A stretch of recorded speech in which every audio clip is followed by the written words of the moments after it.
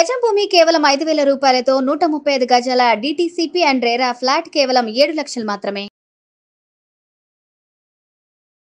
నమస్తే, welcome to Suman TV. నేను విష్ణు. ప్రస్తుతంతో పాటు క్వాలిఫైడ్ పర్సనల్ ఫినాన్స్ ప్రొఫెషనల్ చారి గారు వారితో మాట్లాడదాం. సార్ నమస్తే. సార్ చారి గారు నమస్తే అండి. సార్ చారి గారు, రీసెంట్గా నేను చాలామంది ఫ్రెండ్స్ని గమనించాను.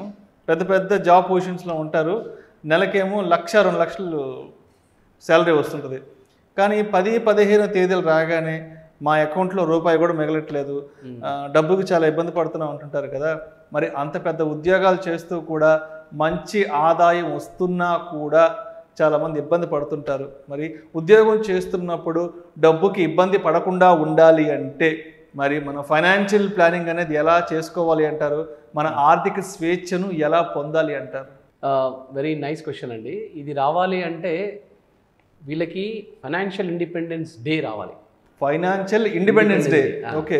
మనకి ఇప్పుడు 15th ఆగస్ట్ రోజు మనకి ఎట్లాగైతే ఇండిపెండెన్స్ డే సెలబ్రేట్ చేసుకుంటామో అట్లా ఒక డే పెట్టుకొని ఆ డేని వాళ్ళు ఫైనాన్షియల్ ఇండిపెండెన్స్ డేగా సెలబ్రేట్ చేసుకోవాలి. ఇది ఇప్పుడు అంటే అసలు ఇండిపెండెన్స్ డే అంటే ఏంటి, ఇండిపెండెన్స్ అంటే ఏంటి? మనకి స్వాతంత్రం, స్వాతంత్రం, మనకి ఇష్టం వచ్చినట్టు మనం బతకడం. ఇప్పుడు టు బి వెరీ హానెస్ట్, ప్రతి ఒక్కరికి ఒకటి ఇలా ఇష్టం వచ్చినట్టు బ్రతకాలని ఒక కాన్సెప్ట్ ఉంటుంది. ఓకే, ఫర్ ఎగ్జాంపుల్ ఒకరికి టీచింగ్ ప్రొఫెషన్ అనేది చాలా ఇష్టం, కానీ టీచింగ్ ప్రొఫెషన్లో ఉన్న వాళ్ళు టీచింగ్ ప్రొఫెషన్లో లేకుండా వాళ్ళు ఏదో సాఫ్ట్వేర్ ఇంజనీర్ అయ్యారు.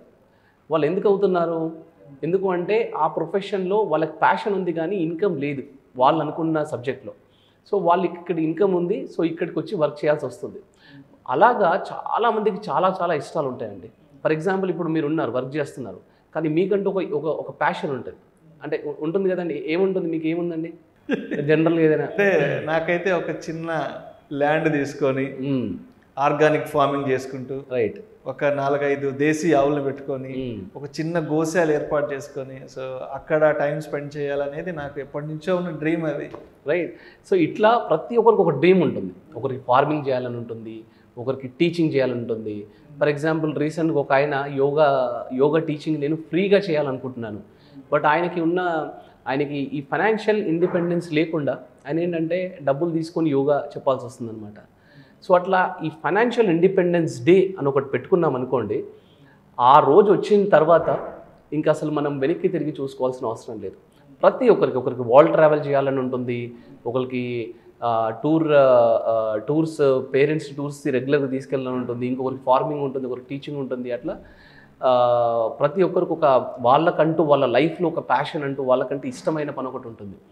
ఇవన్నీ ఎందుకు జరగట్లేదు అంటే ఈ స్వేచ్ఛలన్నిటికీ కావాల్సిన ముఖ్యమైన స్వేచ్ఛ మీరు అన్నట్టు ఆర్థిక స్వేచ్ఛ, ఫైనాన్షియల్ ఇండిపెండెన్స్, ఫైనాన్షియల్ ఫ్రీడమ్ రావాలి.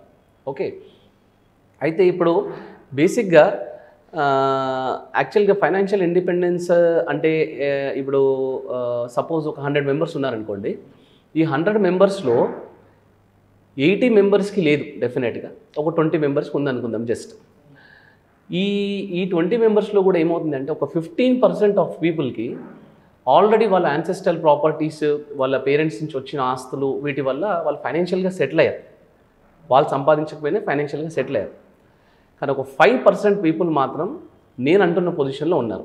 అంటే వాళ్ళు జాబ్ చేస్తున్నారు కానీ ఇవాళ ఈ క్షణం జాబ్ మానేసినా సరే వాళ్ళకి ఆర్థికంగా ఎలాంటి ప్రాబ్లం లేదు, అలా సెటిల్ అయిన వాళ్ళు ఉన్నారు. అయితే ఇప్పుడు మనం తెలుసుకోవాల్సింది ఏంటంటే ఈ 5% ఆఫ్ పీపుల్ ఎందుకు అలా అయ్యారు? మీరు నమ్మరు, 10 ఇయర్స్ నుంచి మా దగ్గరే ఆల్మోస్ట్ మోర్ దెన్ 100 మెంబర్స్ ఉన్నారు. 10 ఇయర్స్ నుంచి మేము చెప్పినట్టు విన్న వాళ్ళు కూడా 70,000 80,000 పర్ మంత్ ఇన్కమ్ వస్తున్న వాళ్ళు ఇవాళ తక్షణం ఈ క్షణం కనుక జాబ్ మానేస్తే వాళ్ళకి లైఫ్ లాంగ్ 1 lakh పెన్షన్ వస్తుందండి. ఇవాళ లైఫ్ లాంగ్ 1 lakh పెన్షన్ వస్తుంది. సపోజ్ మీ శాలరీ ఇవాళ 1 lakh రూపీస్ అనుకోండి, మీరు ఈ క్షణం మీరు జాబ్ మానేస్తే మీకు 1 lakh rupees life long pension రావాలి. ఆ రోజునే మనం ఫైనాన్షియల్ ఇండిపెండెన్స్ డే అంటాం. ఆ రోజు మనకు కావాల్సింది చేస్తాం. అంటే ఫైనాన్షియల్ ఇండిపెండెన్స్ డే వచ్చిన రోజు మనం ఇంకా హాయిగా వర్క్ చేయొచ్చండి, మనకు నచ్చిన పని చేయొచ్చు. ఇన్ఫ్యాక్ట్ కొన్నిసార్లు ఏమవుతుందంటే నచ్చిన పని చేసిన రోజు మీరు అన్నట్టు ఆర్గానిక్ ఫార్మింగ్ అని చేశారనుకోండి, చెప్పలేము అందులో మీకు ఇప్పుడు ₹1,00,000 వస్తున్న దాంట్లో మీకు 10 లక్షలు కూడా రావచ్చు పర్ మంత్. కానీ ప్యాషన్ ఉన్నది చేయాలి అని అనుకున్న రోజు మార్నింగ్ లేచి నాకు ఇది ఒక ప్యాషన్ ఉంది, నేను వెళ్తాను, ఇది చేద్దాం అనుకున్న రోజు ఏమవుతుందంటే మార్నింగ్ లేవగానే ఫస్ట్ హోమ్ లోన్ కట్టాలి, రెంట్ కట్టాలి, పిల్లల స్కూల్ ఫీజులు కట్టాలి, గ్రాసరీస్ ఏమవుతాయి, ఇదేంటి అదేంటి, ఇన్సూరెన్స్ ప్రీమియంలు కట్టాలి, కార్ ఈఎంఐ కట్టాలి, ఇవన్నీ గుర్తొచ్చేసి మనకు ఆ ఫైనాన్షియల్ ఇండిపెండెన్స్, ఫైనాన్షియల్ ఫ్రీడమ్ లేక మనము ఎన్ని రోజులు వర్క్ చేసినా అలాగే ఉంటుందండి.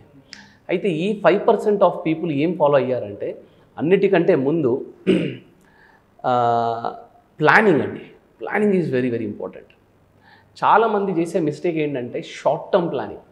జస్ట్ ఈ నెక్స్ట్ 3 ఇయర్స్లో ఏమొస్తుంది, ఓకే మా పిల్లలు ఇంటర్మీడియట్కి వస్తున్నారు, లేదా నెక్స్ట్ 3 ఇయర్స్లో ఫర్ ఎగ్జాంపుల్ ఇప్పుడే జాబ్ స్టార్ట్ చేసిన వాళ్ళని అడగండి మీరు, 95% ఆఫ్ పీపుల్ వాళ్ళ దగ్గర నెక్స్ట్ 3 ఇయర్స్ ప్లానింగ్ ఉంటుంది అంతే.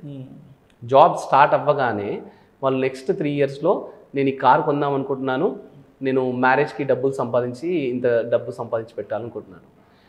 వాట్స్ రాంగ్ ఇన్ దట్ అంటే నెక్స్ట్ 30 ఇయర్స్కి ఎందుకు ప్లాన్ చేయకూడదు? నెక్స్ట్ 30 ఇయర్స్ ఎందుకు ప్లాన్ చేయకూడదు? నేను 60 ఇయర్స్ వరకు నాకు ఈ గోల్స్ వస్తాయి, ఈ టైంలో మ్యారేజ్ చేసుకుంటాను, ఈ టైంలో కార్ కొంటాను, ఈ టైంలో ఇల్లు కొంటాను, ఈ టైంలో పిల్లలు, ఈ టైంలో నాకు రిటైర్మెంట్ అవుతాను, రిటైర్మెంట్ వరకు ఇంత కావాలని ప్లానింగ్ చేసుకోవడంలో తప్పేముంది? సో అసలు ఫస్ట్ ఆఫ్ ఆల్ మనము ఆలోచనని అంత దూరం వెళ్ళట్లేదు. That is the main problem.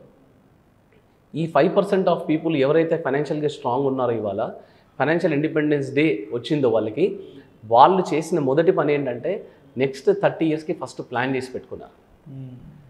ఈ ప్లానింగ్లో ఏమవుతుంది అంటే మనకి కొన్ని గోల్స్, అంటే ఇల్లు ఇంపార్టెంట్ గోలే, కార్ ఇంపార్టెంట్ గోలే, పిల్లలు, మన మ్యారేజ్ ప్లస్ రిటైర్మెంట్ అన్నీ ఇంపార్టెంట్ కాదన్న.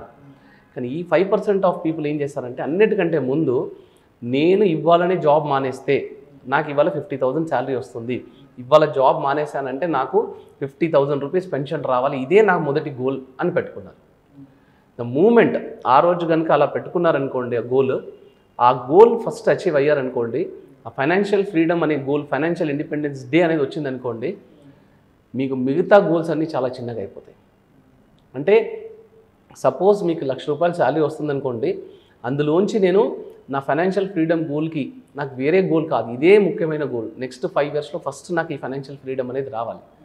సో ఈ 5 ఇయర్స్లో నాకు ఇవాళ 1,00,000 రూపాయలు శాలరీ వస్తుందంటే నేను దానికి 50%, 60%, 70% అయినా పెడతాను, మిగతా దాంట్లో నేను అడ్జస్ట్ అవుతాను అనుకుంటే కనుక, నేను ఇంతకుముందు చెప్పిన సిచ్యువేషన్లో ఆయన పెట్టుకున్న గోల్ ఆల్మోస్ట్ 25 ఇయర్స్ పెట్టుకున్నారు.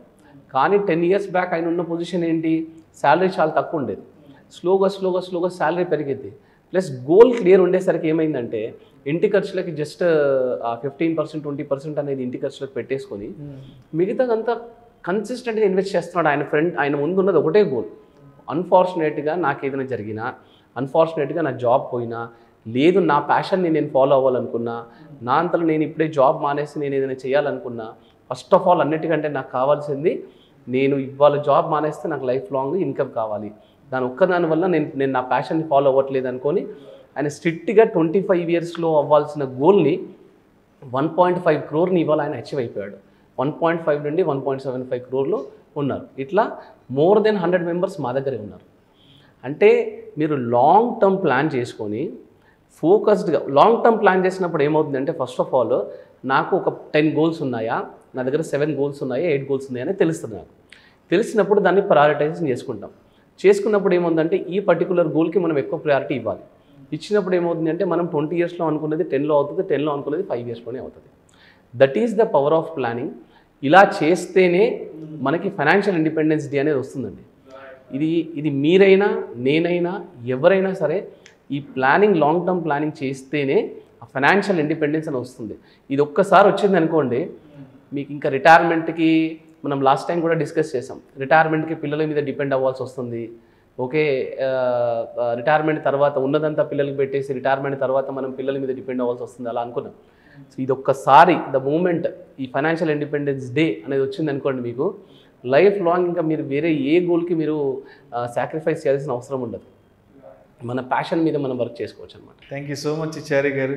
థ్యాంక్స్ అండి. ఈ ఫినాన్షియల్ ఇండిపెండెన్స్ డేని సాధించుకోవాలి అంటే ఎటువంటి ఆర్థిక ప్రణాళికలు, ఎటువంటి ఆర్థిక వ్యూహాలు ఉండాలి అనే అంశం గురించి చాలా చక్కగా మీ విశ్లేషణ మన ప్రేక్షకులు తెలియజేశారు. Thank you so much sir. Thanks అండి. Thank you.